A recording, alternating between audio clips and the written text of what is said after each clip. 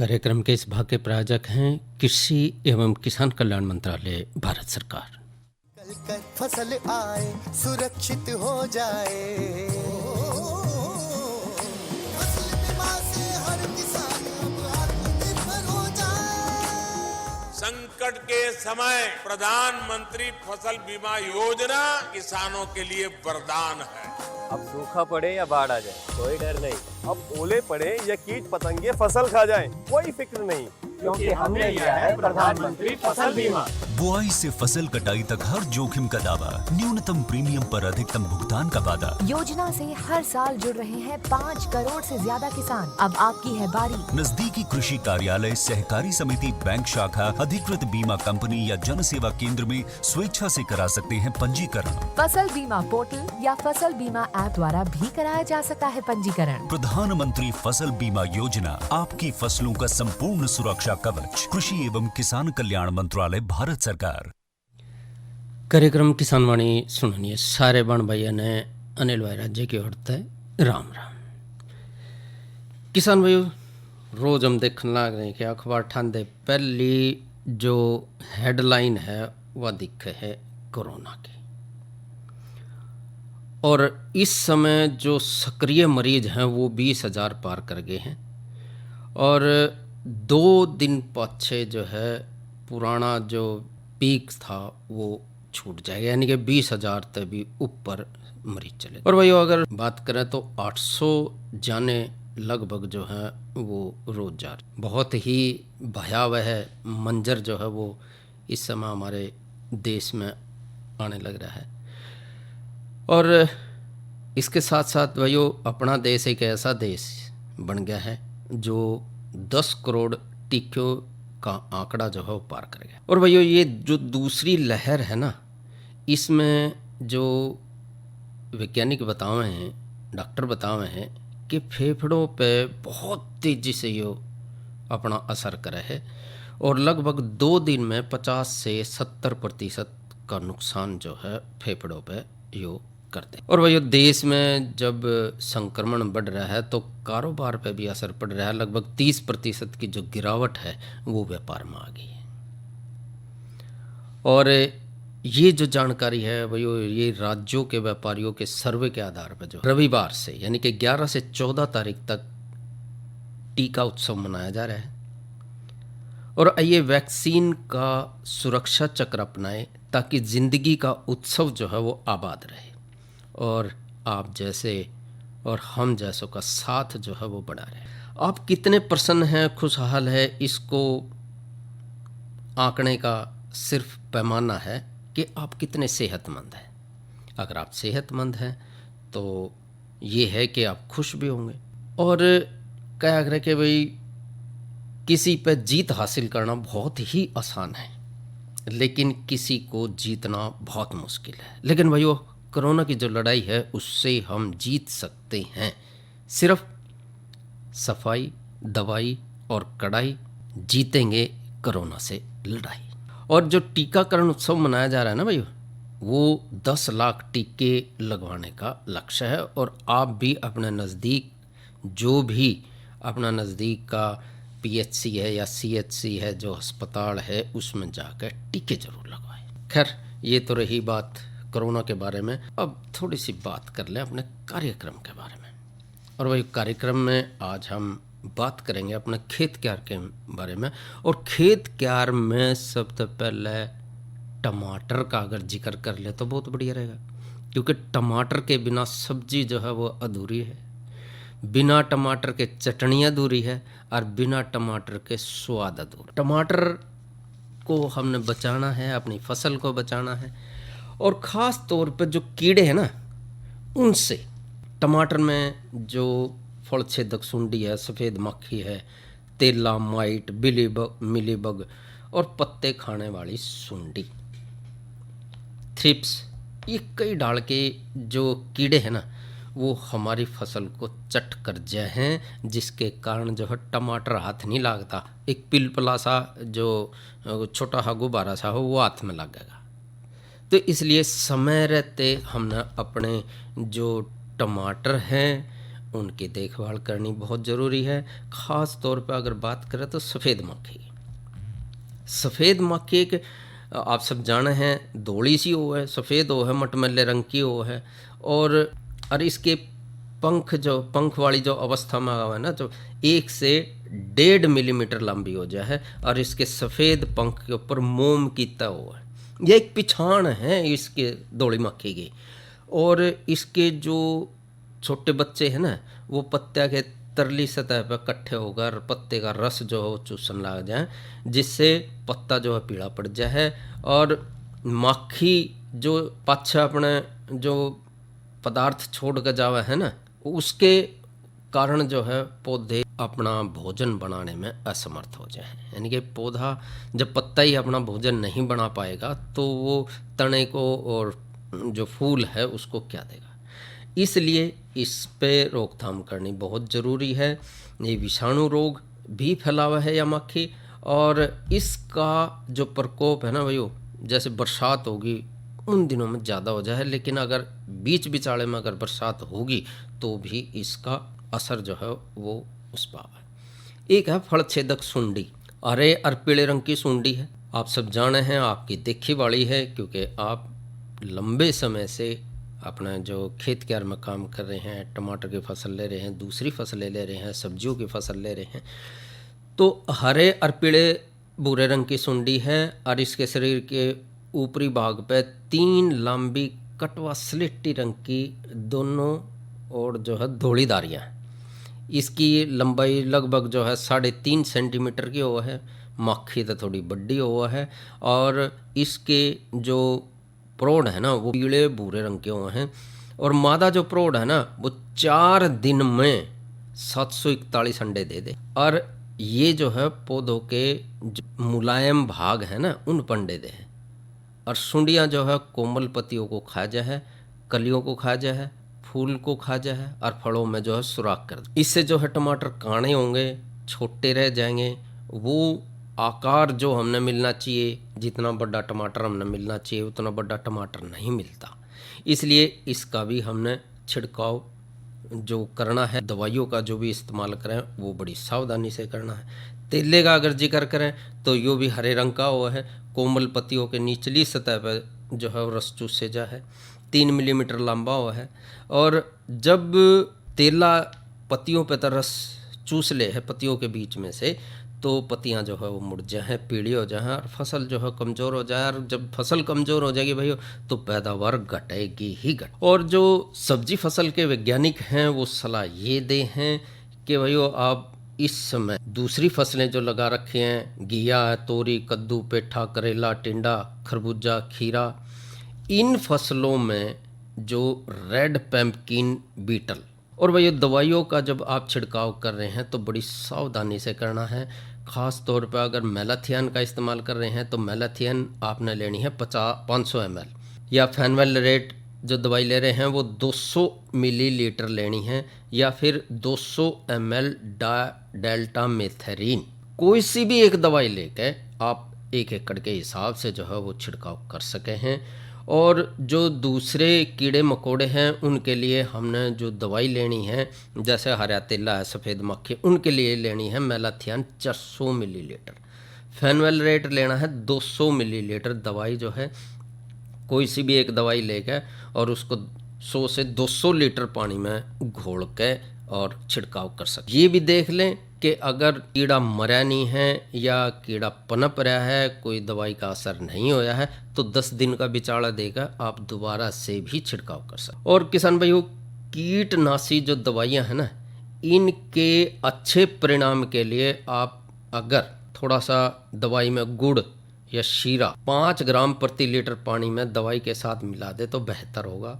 और एक ही दवाई को हमने बार बार प्रयोग नहीं करना है। इससे जो कीड़े हैं उसका असर जो है वो दिखना चाहिए, वो हमने असर नहीं दिखाई देता। क्योंकि कई बार देखा गया कि जब हम दवाई का बार बार छिड़काव करते रहे हैं तो उसमें से हमने ये देख लेना चाहिए कि अगर कोई दवाई अगर ऐसी है जिसके कारण बार बार हम दवाई छिड़काव कर रहे हैं लेकिन कोई असर नहीं हो रहा, तो उस दवाई को हमने ये जान लेना चाहिए कि दवाई जो है वो कीड़े जो है उसने खाका हजम कर रहे हैं, इसलिए वह दवाई ना डाल लें, दूसरी बदल ले। दूसरी दवाई अपने नज़दीक का जो भी कृषि वैज्ञानिक केंद्र है, कृषि वैज्ञानिक से सलाह लेकर और आप उन दवाई का इस्तेमाल कर सकें। क्योंकि भाई थोड़ी सी भी अगर हमने चूक कर दी ना, तो सब्जी खाने वाले जो भी भाई हैं उनकी सेहत बिगड़ जाएगी और उनके ऊपर बुरा असर पड़े। इसलिए जब आप दवाई ले रहे हैं, तो जब भी दवाई का छिड़काव कर रहे हैं, तो दवाई छिड़काने के बाद तुड़ाई जो है फलों की ना करें। अगर आपने फलों की तुड़ाई करनी है तो पहले ही फलों की तुड़ाई कर ले और उसके बाद ही फलों की तुड़ाई करें। क्योंकि अगर आप दवाई का छिड़काव कर रहे हैं और उसके बाद फल तोड़ रहे हैं, कोई भी सब्जी तोड़ रहे हैं या फल तोड़ रहे हैं, तो वो असर जो है वो बहुत बुरा होगा जो भी खा रहा है इसको। तो इसलिए इन बातों का थोड़ा सा ध्यान रखें। और ये बात आवा है मनोरंजन की, आपको सपने में ले चलना। आओ फिर सपने में चलते हैं और सपने में जो जिक्र हो रहा है वो आप खुद ही सुन लो।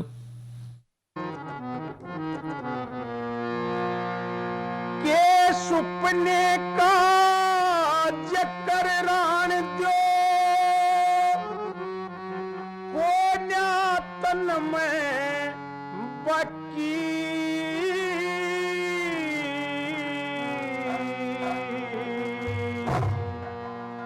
जणु सपने में ससुराल डगर गया, बांध कसापा खाकी के सपने का चक्कर रान दो, कोन्या तन में बाकी सपने में ससुराल डगर गया, बांध कसापा खाकी।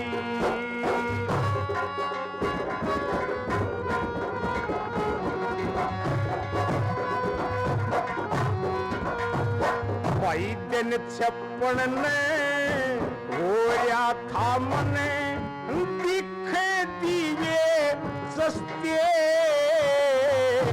गाम के गोरे, पहुंच गया फिर बुझन लग गया रस्ते,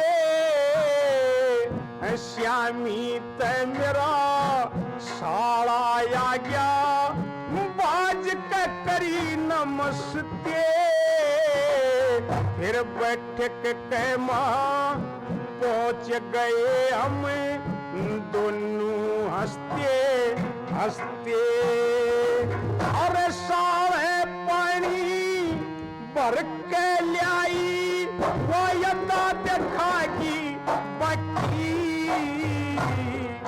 सपने में ससुराल डिग गया, बांध के सफा खटी।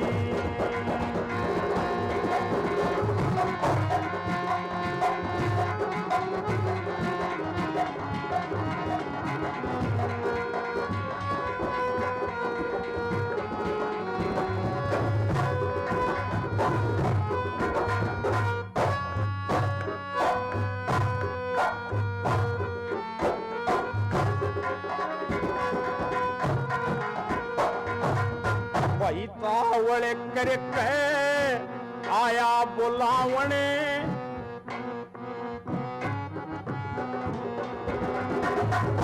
खाट बिछा दी साले ने भाई, कर दिया प्यो कन्यारा, मार पलथी बैठ गया मैं, खाट का देख बेचारा, यो ईंडीदार गिलास दूध का मोटा कर गया सारा,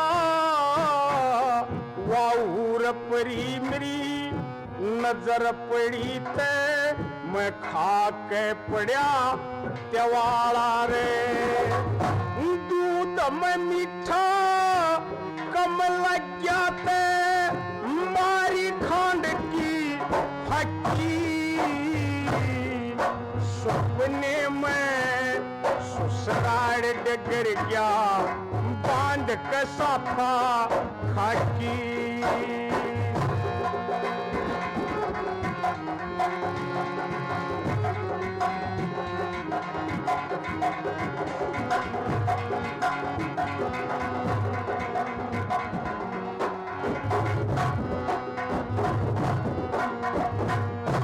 तावड़ करके वो आया बुलावने रोटियां तावड़ करके गाल दिया घी बूरा में साड़ी ने आगे फिर के सासू बैठी जमावन लगी जड़ में बूरा धर के फिर सहज सहज में खावन लग गया थोड़ा थोड़ा डर के। अरे ठेक्या पछे जाके रही थी ठेक्या पछे जाके रही थी जो मेवा नहीं तक सखी।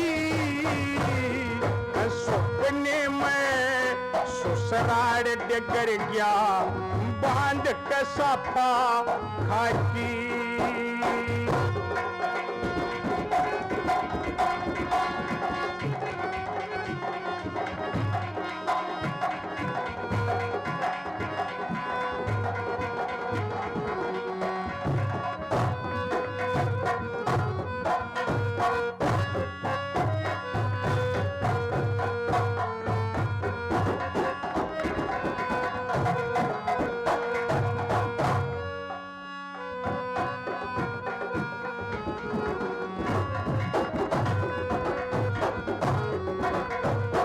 भाई छोटी साड़ी दोरे के लकड़गी वो करगी हेरा फेरी हाथ मार के न्यो बोली मैं बहू बनूंगी तेरी।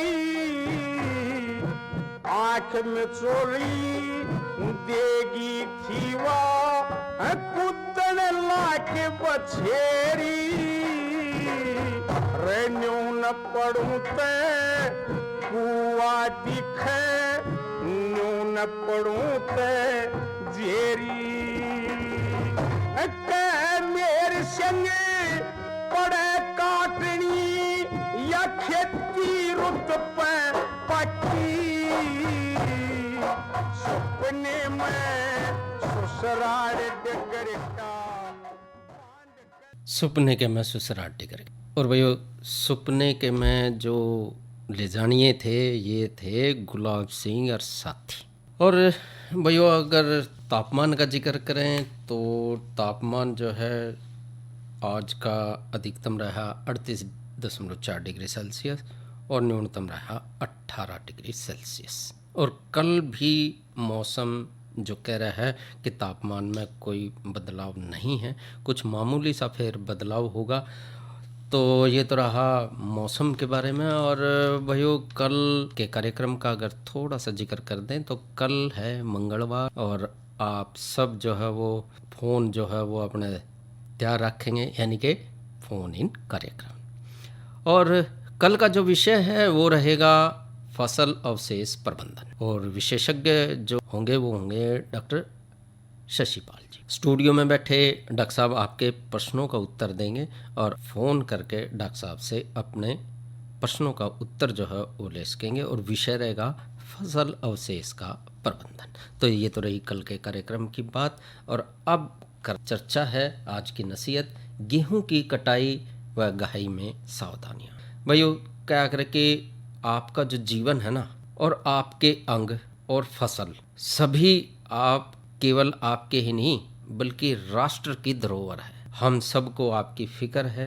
अगर आपने थोड़ी सी भी इसमें सावधानी से काम नहीं कराया ना तो क्या करना, सावधानी हटी और दुर्घटना घटी। हर साल बहुत से ऐसे जो हमारे नौजवान साथी है, बुजुर्ग है या बच्चे हैं वो थ्रेसर पे काम करते समय गंभीर दुर्घटनाओं का शिकार हो जाए। इसलिए थ्रेसर पे जब भी आप काम करें तो बहुत सावधानी से करें।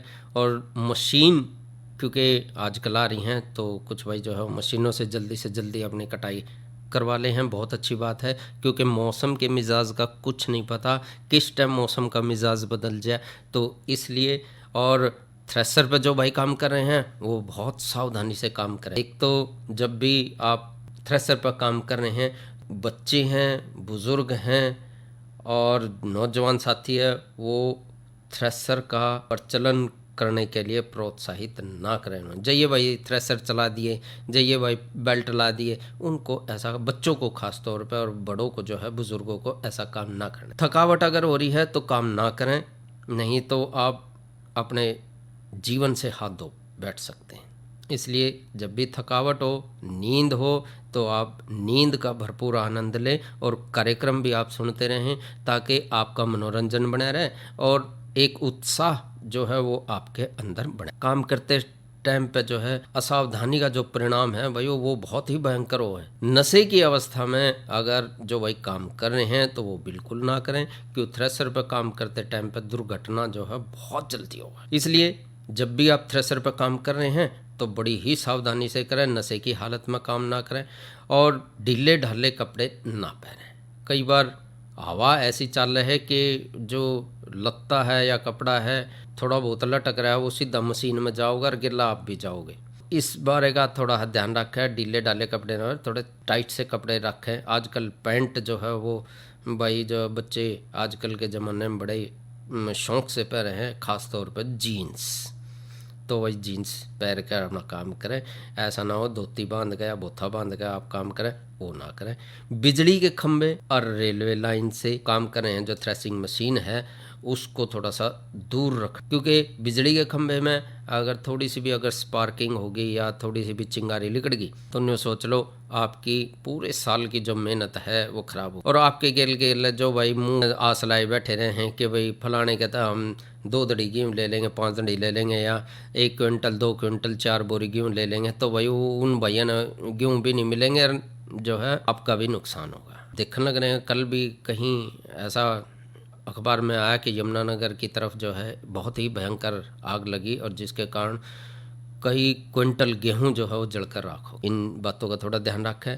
एक गिल्ली फसल अगर आ रही है, आली फसल अगर आप ले रहे हैं और उसको आप थ्रेसर में लगाने हैं तो उससे भी आप दुर्घटना का शिकार हो सके हैं। इसलिए आली फसल को जो है वो उसमें थ्रेसर में ना लगाएं। थ्रेसर आप जब चला रहे हैं तो ट्रैक्टरों का और जो इंजन है वो भी नुकसानदायक है, क्योंकि उनसे जो जहाँ से धुआं निकलता है वहाँ से कोई ना कोई चिंगारी निकल के और वो भी आपके खलिहान है उसको नुकसान पहुँचा सके। धीमी रोशनी में काम ना करें, क्योंकि अगर आप मंदी रोशनी में काम करेंगे तो वही दिमाग और शरीर पर बोझ पड़ेगा। इसलिए आप जब भी थ्रेसर पर काम कर रहे हैं तो बहुत सावधानी से करें और घटिया किस्म के थ्रेसर का प्रयोग ना करें।